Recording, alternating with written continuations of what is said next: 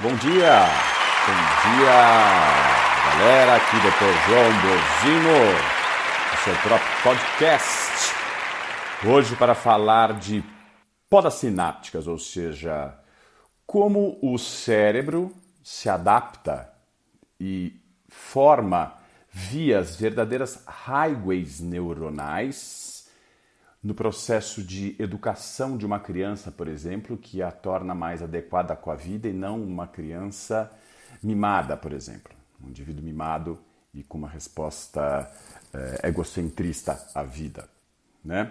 As podas sinápticas são algo que nos vieram esclarecer a pergunta, né, de que o que nos interessa?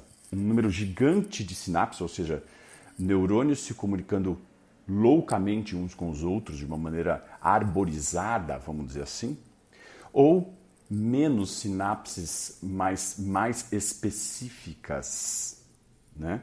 Que é isso que acontece exatamente. Você tem primeiro um matagal de neurônios e conforme o indivíduo vai aprendendo com a vida e recebendo educação e recebendo as dores de bater a cabeça ali e errar aqui, né? Esse indivíduo vai selecionando melhores caminhos neuronais entre as estruturas mais profundas e as estruturas corticais, aquelas da massa cinzenta e entre as da massa cinzenta também, né? Formando circuitarias mais adequadas à adaptabilidade ao mundo que ele vive, né? Vamos dar um exemplo. Se você pegar um índio, ele tem podas sinápticas incríveis, verdadeiras highways nessas circuitarias de adaptabilidade ao mundo dele, ou seja, a caça, a pesca, a subir numa árvore, a como fazer um balaio, a como pescar, né, do jeito dos índios, né, pescar com arpão, pescar com rede, tudo isso desenvolvido.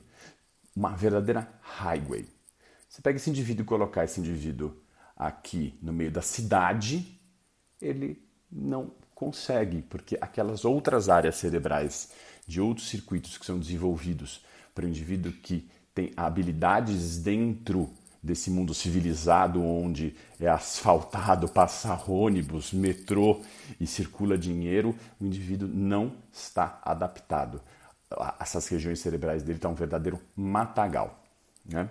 Então vamos entender com esse exemplo que essas podas são dadas pela vida, né? E está aí explicado o mecanismo de resiliência, ou seja, que faz com que o indivíduo se torne cada vez mais resistente aos intempéries normais da vida durante o crescimento dele. Então, ou seja, desde criança, ele é um indivíduo que quer tudo para ele, é egocentrista, né? Toda criança, todo bebê é assim. E ele vai ouvindo um monte de nãos dos pais, nãos dos avós, nãos da escola, não dos amigos, que vai entendendo que a vida não é muito bem do jeito que ele quer, né? E essas podas vão acontecendo, né? Elas se concentram mais aos 18 anos de idade, aos 30 e aos 40. Mas vão acontecendo e principalmente da região do córtex pré-frontal com as regiões subtalâmicas do impulso. Então, criando uma verdadeira highway durante a infância nessa região, ou seja, podando a Mata Atlântica aí de conexões neuronais que não interessam e formando uma verdadeira via de fato neuronal, cortical, no qual você tem a inibição dos impulsos, pois a educação que lhe é dado, né? A educação que é dada a esse indivíduo faz com que ele demande um controle sobre os impulsos, pois a adequabilidade do comportamento dele está extremamente ligada ao controle dos impulsos. Ele não faz do jeito que quer, na hora que ele quer e comanda o mundo da forma que ele quer, né?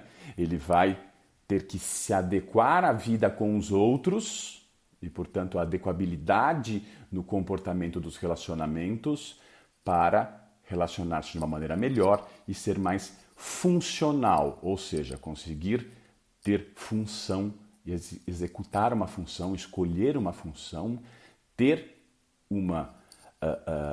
algo de propósito na vida para realizar e seguir aquilo apesar de todas as dores que todos os nossos propósitos oferecem. Ou seja, se você escolhe, por exemplo, fazer uma faculdade de medicina, envolve o vestibular muito difícil, uma faculdade muito cara se não for pública e muitos anos de estudo e adequação a uma nova vida para se conseguir chegar lá depois de muitos e muitos anos de residência, etc. e tal, chegar lá adiante e conseguir estar com aquele propósito realizado para sua função e começar a ser pleno, né? E assim, aquele indivíduo que suporta isso teve um bom controle sobre os seus impulsos. O impulso, ele quer logo a gratificação. E esse indivíduo, não, ele teve uma excelente resiliência, ele conseguiu se manter ali até o propósito final.